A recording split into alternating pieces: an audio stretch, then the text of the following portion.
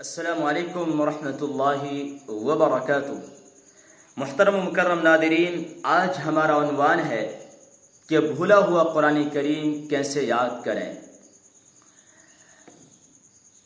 عزیزان گرامی، حقیقت تو یہ ہے کہ ہم موجودہ دور میں ہر چیز کو وقت دیتے ہیں، لیکن قرآن کریم کو وقت نہیں دیتے، اور جب تک کہ کسی چیز کو وقت نہیں دیا جائے گا اس چیز میں آپ کبھی بھی ماہر نہیں بن سکتے۔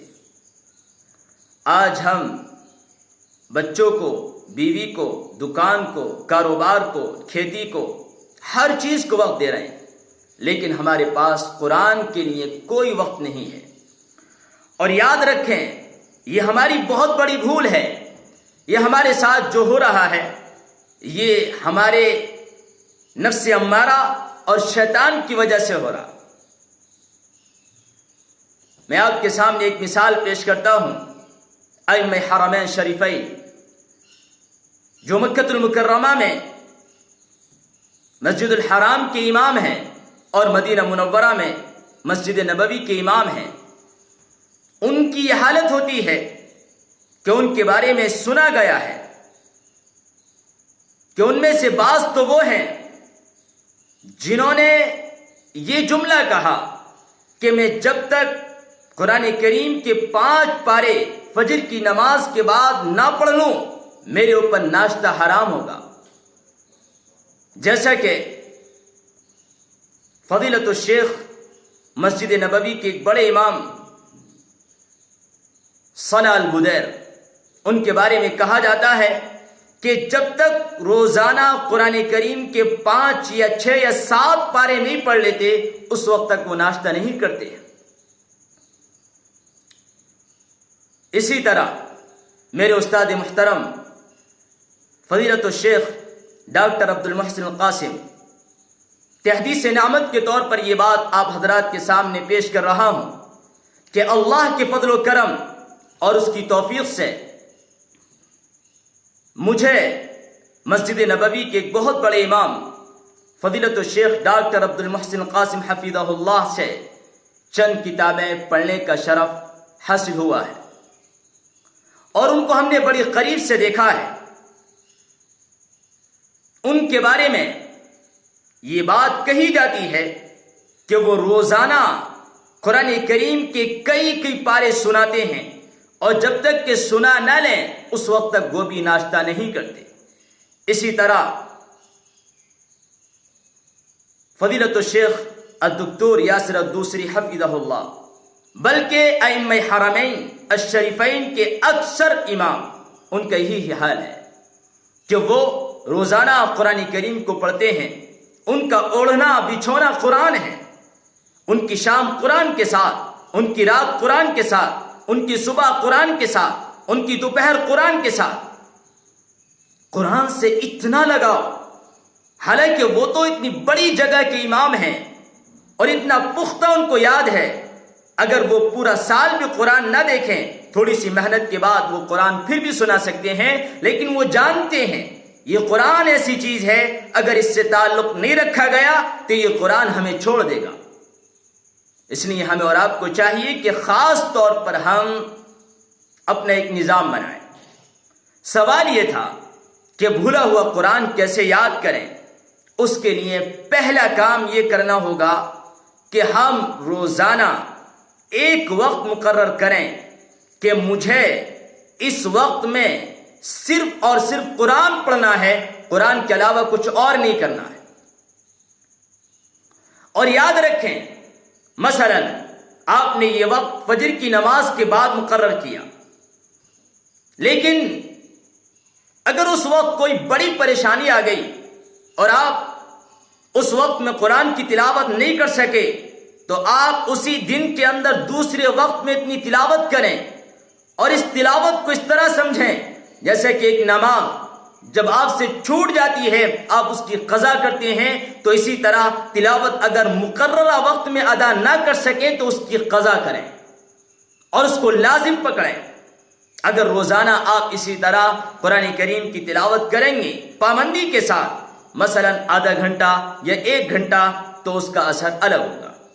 اور کیا کرنا ہے؟ اس مقررہ وقت میں آپ کو روزانہ ایک پارہ یاد کرنا ہے۔ پہلے دن یاد کریں، دوسرے دن یاد کریں، تیسرے دن یاد کریں، چوتھے دن آپ کو وہ پورا پارہ کسی کو سنانا ہے۔ جب تک کہ آپ سنائیں گے نہیں، اس وقت تک آپ کے دل میں، آپ کے اندر خود اعتمادی پیدا نہیں ہوگی۔ جو حضرات صرف قرآن پڑھتے رہتے ہیں، سناتے نہیں ہیں، وہ یقیناً مصلی پر آ کر بھول جاتے ہیں، اس لیے کہ ان کے دل میں خود اعتمادی پیدا نہیں ہوئی ہے۔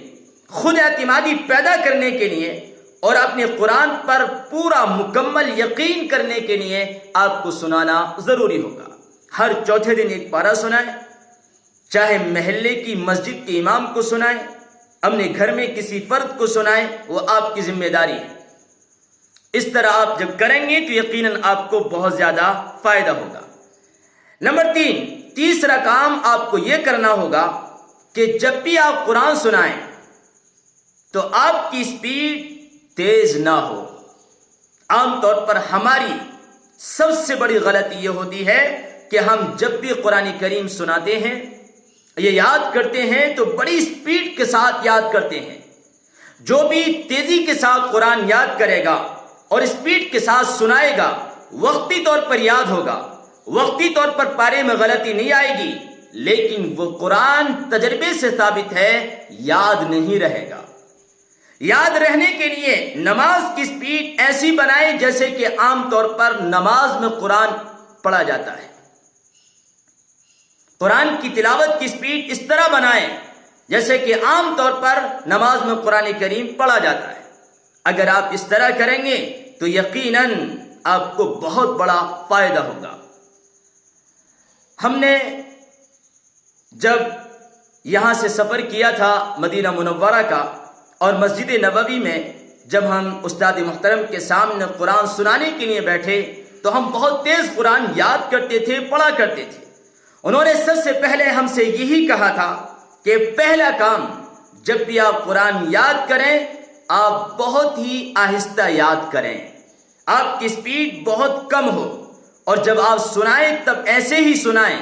ان دو چیزوں پر عمل کرنا ہوگا، یاد کرتے وقت سپیڈ کم ہو، سناتے وقت بھی سپیڈ ہلکی ہو۔ اگر کوئی انسان یا کوئی حافظ قرآن ان باتوں پر عمل کر لے تو بہت جلد قرآن ازبر ہوگا اور اچھی طرح یاد ہو جائے گا۔ اور آپ نے دیکھا ہوگا کہ ہم اور آپ روزانہ سورۃ الفاتحہ ایک بار نہیں، 2 بار نہیں، کئی مرتبہ پڑھتے ہیں۔ نمازوں میں پڑھتے ہیں، فرضوں میں، واجبات میں، نفلوں میں پڑھتے ہیں، سنتوں میں پڑھتے ہیں۔ آج ہماری سورہ فاتحہ ایسی ہو گئی ہے کہ ہمیں اتنا اعتماد ہے کہ شروع سے آخر تک نہ ہمارے کوئی غلطی آئے گی، نہ ہمارے کوئی اٹک آئے گی، کیونکہ بار بار اس کو پڑھا گیا اور آہستہ پڑھا گیا۔ اس طرح اگر قرآن کو پڑھا جائے گا تو یقیناً قرآن بھی سورۃ الفاتحہ کی طرح بن جائے گا۔ آپ کتنی بڑے مجمع میں قرآن سنائیں گے، نہ آپ کو ڈر ہوگا، نہ آپ کو خوف ہوگا، نہ آپ کو کوئی پریشانی ہوگی، بلکہ آپ مزے لے کر اور قرآن سے لطف اندوز ہوتے ہوئے، جیسے ائمہ حرمین تراویح کی نماز میں پڑھا کرتے ہیں، کبھی اٹھان اور کبھی نیچا کرتے ہیں اور بڑے مزے کے ساتھ قرآن پڑھتے ہیں، اس طرح آپ بھی پڑھنے لگیں گے۔ اللہ مجھے بھی اور آپ کو بھی قرآن کریم کی تلاوت کرنے کی توفیق عطا فرمائے۔